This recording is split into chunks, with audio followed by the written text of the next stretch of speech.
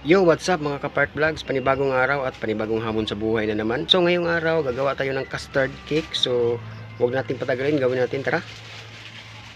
So ngayon mga idol, gagawa muna tayo ng caramel, no? So brown sugar natin, 1/4 cup.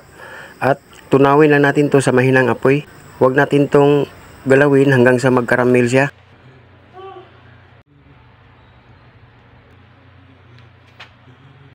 So ayan mga idol, nag-caramel siya. So hainin na natin. So ayan mga idol, ang susunod natin gawin mga idol, yung ating litchi plant.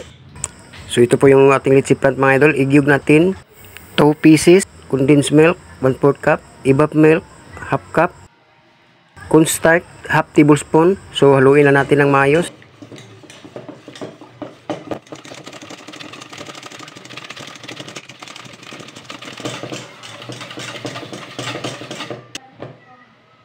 So yan mga idol, ilagay lang natin sa ating lanera.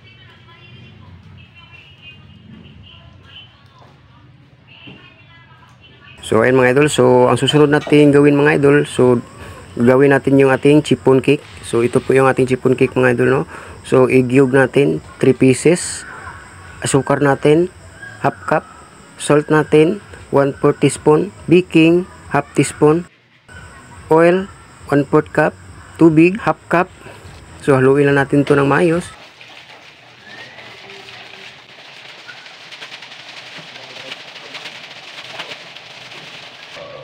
Cake flour natin 150 grams. So haluin din natin to.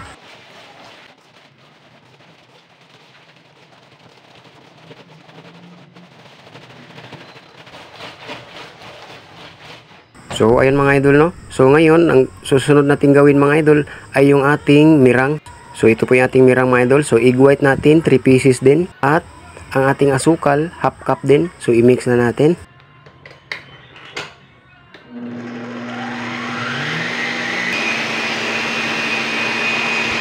So ayun mga idol, kapag ganito na ang kanyang texture, so pwede na natin tong ilagay ang ating asukal ng dandahan. Huwag lang nating biglain sa paglagay mga idol, no.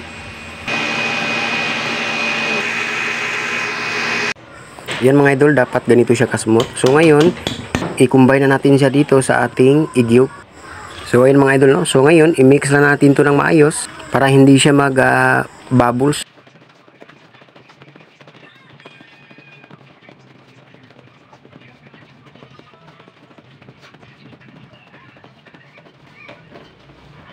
So ayan mga idol, pwede na to. So ngayon ilagay natin dito sa ating lanera.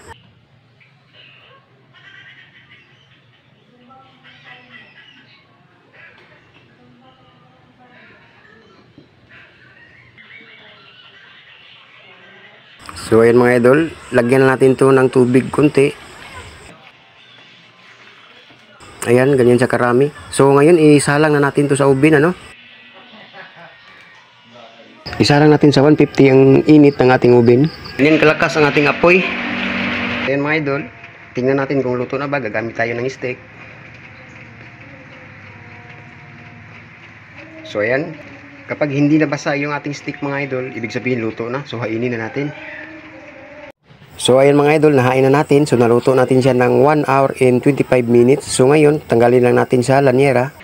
So ayan mga idol, nakuha na natin sa lanera. So ngayon, palamigin lang natin to bago natin to i-slice. So ayan mga idol, lumambig na siya. So ganito lang ang pag-slice.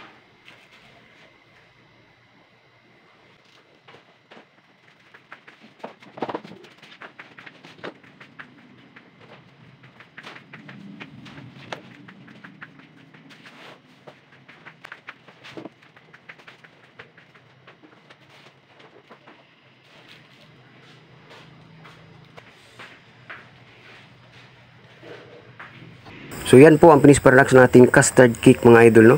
So sana'y nagustuhan nyo ang video na ito. Kung nagustuhan nyo, lagyan nyo lang ng isang like at pakishare na din at pakilike na rin.